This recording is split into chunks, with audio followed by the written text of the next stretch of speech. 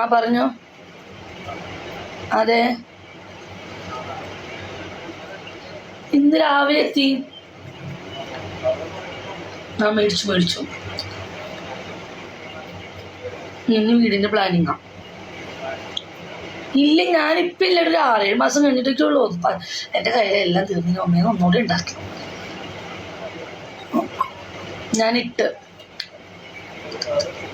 പെരുമ്പാവൂരുണ്ട്, ആൻ്റപുരം ഒക്കല്. അവിടെ 8 ലക്ഷം 3 ലക്ഷം 4 ലക്ഷം വരുന്നത്. അവിടെ ഇപ്പൊ 4 വരിപ്പാതം വരല്ലേ, കാലടിപ്പാലത്തിന്റെ അവിടെ പാലം പണിയല്ലേ.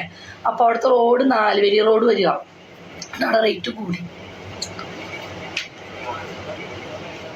ആലുവയും ഈ ആൻ്റപുരം ഒക്കലൊക്കെ ഒരേ പ്രൈസാണ്. അവിടെ അത്ര വരും എമൗണ്ട്.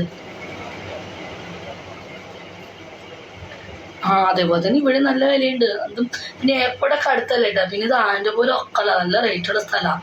അത് VIP ഏരിയ അല്ലേ. പക്ഷെങ്കിൽ ഞാൻ മേടിച്ചതിന് 3, 3.5, 4 ലക്ഷമൊക്കെ ആയി. റേറ്റ് ഇല്ല, ആ വീട് സ്ഥലം നിൽക്കണമൊന്നുമില്ല. അത് അമ്മിച്ചാൽ കിടന്നുണ്ടോ, പാവല്ലേ.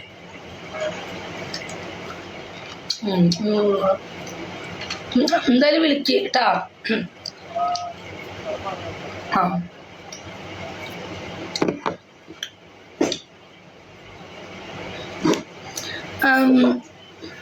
പോയ കാര്യം കഴിഞ്ഞു. ഇനി അതിനെ കുറിച്ച് ടെൻഷൻ ഇല്ല അല്ലേ ഓൾട്ടാ. പോയ കാര്യമൊക്കെ ഡണ്ണായി. ഇനി അതുകൊണ്ട് ആ ഒരു കടം കഴിഞ്ഞു. എത്തി.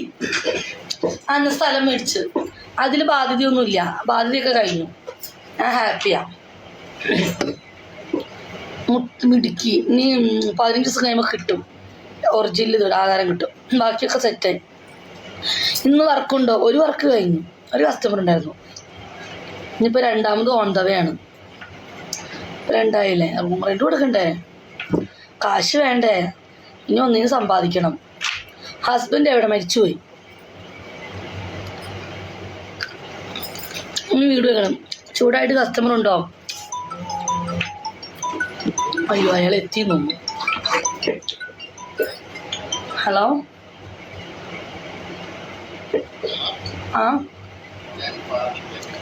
എത്തിയോ?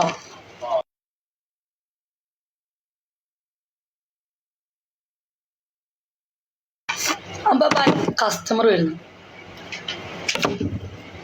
ബൈ. ഞാനേ 1:40 2:30 ആകുമ്പോൾ വരാം. ബൈ.